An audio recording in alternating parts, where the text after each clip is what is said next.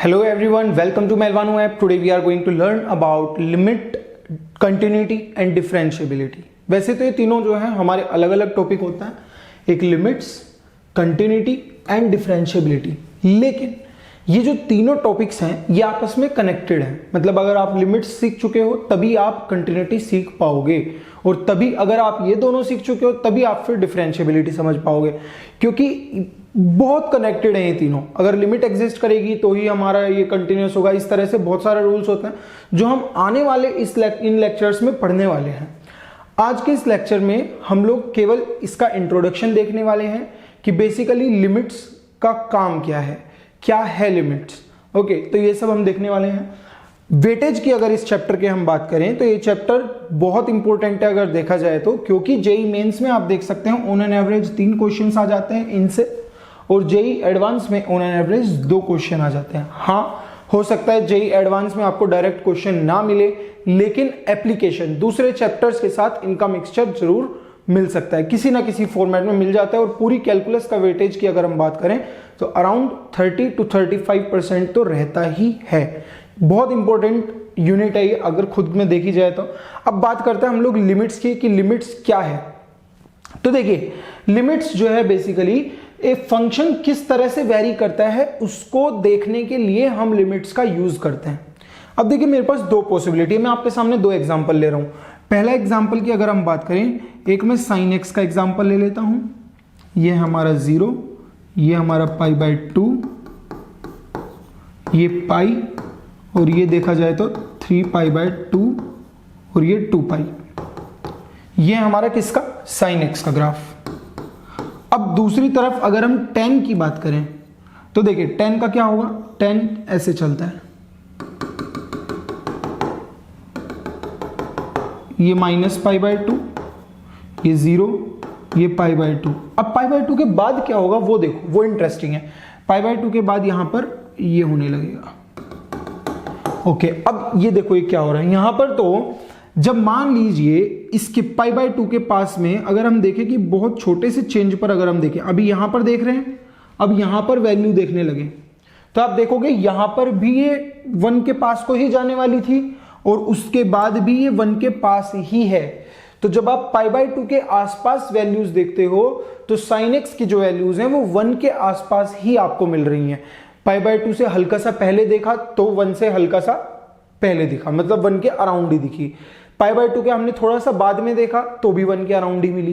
तो ये जो है, अगर हम ये इसको बोलते हैं लिमिटिंग वैल्यू, अभी समझेंगे आगे।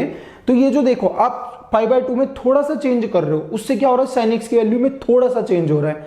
तो यहां पर लिमिट हमें ये समझाने में बहुत ही हेल्प करने वाली है। वहीं अगर मैं tan x की बात करूं, अब देखो π/2 में आप थोड़ा सा चेंज कर दो। π/2 से पहले वैल्यू क्या है, +∞, और π/2 में हमने हल्का सा चेंज किया और वैल्यू कहां चली गई, -∞। मतलब +∞ से सीधा -∞ चली गई वैल्यू। तो इसका मतलब क्या हो रहा है कि एक छोटा सा चेंज करने से बहुत बड़ा चेंज हो जा रहा है। तो वही यहां पर लिखा हुआ है, सम function very continuously.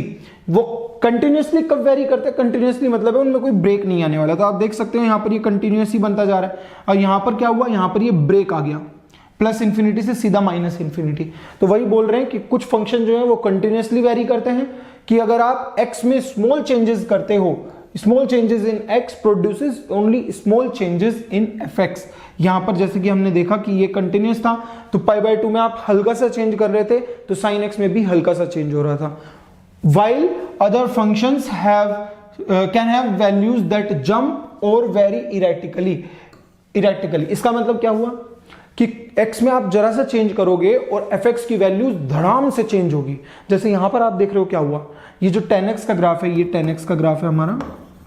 tan x में क्या हो रहा है, π/2 में हमने हल्का सा चेंज किया और देखो वैल्यू कहां से कहां आ गई, +∞ से सीधा -∞ आकर गिर रही है। इतना बड़ा चेंज हो रहा है। तो क्या बोल रहे हैं, we also use limits to define tangent line to graph the function, graph of function. यहां पर आप लोगों ने पहले भी कभी सुना होगा कि अगर मान लीजिए आपको लेट्स से ये कर्व गिवन है, ठीक है। अब इस कर्व पे अगर आपने ये टेंजेंट ड्रॉ करनी है तो आपने फिजिक्स में या कहीं ना कहीं मैथ्स में जरूर सुना होगा कि इसका जो स्लोप होता है वो dy/dx होता है।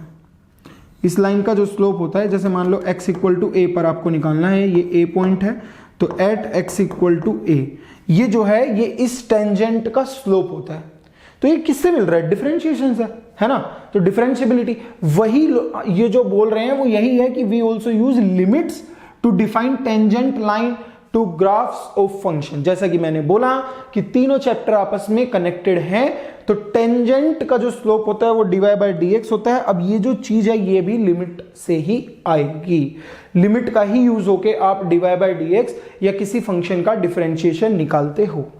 नेक्स्ट क्या बोल रहे हैं? This geometric application leads at once to the important concept of derivative of a function. अब जो ये चीज है ना हमारी, मतलब जो ज्योमेट्रिकल एप्लीकेशन हम लोग देखने वाले हैं लिमिट्स का, उससे ही हमें यहां पर क्या मिलने लगेगा? डेरिवेशन, मतलब डेरिवेटिव आपको मिलेगा, dy बाई dx की वैल्यू लिमिट्स का यूज करके वहां से हमें मिलने लगेगी। तो बेसिकली ये जो है ये इस चैप्टर का इतना सा इंट्रोडक्शन था। इसमें हम लोगों ने देखा कि बेसिकली लिमिट्स का काम क्या है, क्या लिमिट्स करने वाले हैं।